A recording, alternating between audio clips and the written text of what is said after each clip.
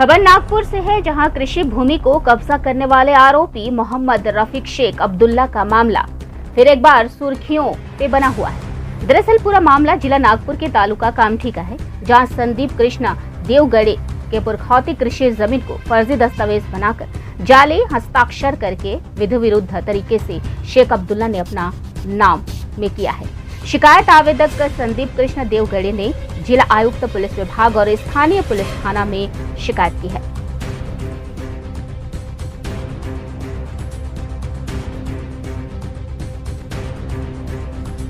मी श्रीहरी महादेव देवगडे, राहणार पांडुर्णा, तालुका कामठी, जिल्हा नागपूर। इथे वडलोपार्जित माझी पण जमीन आहे। संदीप देवगडे हा माझा चुलत भाऊ, आमच्या फॅमिलीचे मेंबर आहे। तसेच गैरअर्जदार मोहम्मद रफीक अब्दुल्ला हे 2010 पासून इथे पांडुर्ण्याला किरायानं येऊन बसले। आमच्याच गावातील काही दलाल लोक यांनी इथे किरायानं बसवून ठेवलं। त्यानंतर यांनी 3 एकर शेती अनिल भाऊ देवगडे यांची घेतली व त्यांना आपसात आपल्या हातामध्ये घेऊन संदीपला आणि अनिल भाऊला घेऊन सनेनी 2016 मध्ये 2 एकर म्हणजे 82 आरचा हा मुक्तार पत्र कब्जापत्र करून घेतला आणि तोच ज्या शेतीचे 82 आरचे कब्जापत्र करून घेतलं ते 2017 मध्ये माटे आणि चापके यांना विकली। ते मुक्तार पत्र खतम झालं किंवा कॅन्सल झालं समजा, पण त्यांनी आणखी आता ह्या 23 मध्ये आणखी 2 एकराची रजिस्ट्री लावून घेतली स्वतः यांना न बोलवता। आणि यांचं एक काम होतं की हा मुक्तार पत्र जे बनवायचं होतं तर कामठीला बनवायचं होतं, त्यांनी कामठीला नाही बनवलं, ते सरळ नागपूरला महालवर यांना बोलावलं संदीपला आणि संदीपच्या आईला, आणि तिथे बोलावून सनेनी आम मुक्तार पत्र करून घेतलं। त्यांना माहीत नसताना, त्यांना आम मुक्तार पत्र काय, कब्जापत्र काय, पावर काय आहे हे माहीत नसताना त्यांनी हे काम करून घेतलं व स्वतःच्या नावानं 2 एकराची रजिस्ट्री पण लावली। म्हणजे एकाच वेळा 82 आरची पावर घेतल्यानंतर 2दा रजिस्ट्री होणार का? नाही, पण त्यांनी 2दा केली। पहिले 2 एकराची दुसऱ्याच्या नावानं विकत दिली आणि 2 एकर स्वतःच्या नावाने केली। हे कायद्यानं गुन्हा आहे। हे आमच्याकडे सर्व प्रूफ आहे। आम्ही ना आता त्याची ओसी कॉपी आणली आहे महालवरून, ते पण आहे। आणि तसेच यांनी म्हणलं का आम्हाला याला 45 लाख रुपये देऊन झाले, पण ते आहे नाही खात्यामध्ये आणि कुठेच नाही।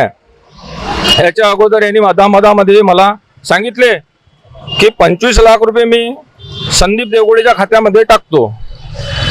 तर कशासाठी टाकते म्हटलं मी, आम्हाला काय माहित काय याच्या मागं यांचा काहीतरी घोळ होता। रजिस्ट्री करायची होती, रजिस्ट्री मधले पैसे दाखवायचे होते। याने 25 लाख रुपये टाकले, पण ते आमची दिशाभूल केली आणि फसवणूक केली। पैसे वापस घ्या। 5 लाख रुपये ह्या सुद्धा घेऊन तरी गेला माझ्याकडून। माझ्या दुकानामध्ये त्याची व्हिडिओ रेकॉर्डिंग आहे, कॅमेऱ्यामध्ये रेकॉर्ड आहे। 5 लाख रुपये स्वतः घेऊन घेतला। 25 लाख रुपयामधले 20 लाख रुपये आहे त्यांचे, ते पाहू।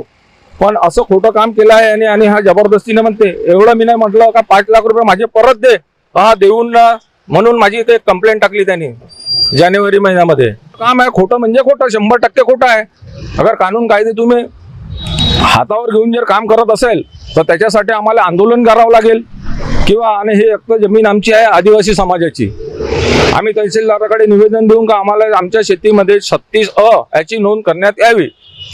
सर्व तालुक्यामध्ये शेतकऱ्यांना न विचारता नोंदी झालेली आहे 36A ची, फक्त कामठी तालुका एक सुटला आहे, तर तिथे पण आम्ही नोंद करून घेऊ आणि आदिवासीची जमीन आदिवासीला परत मिळवून देऊ।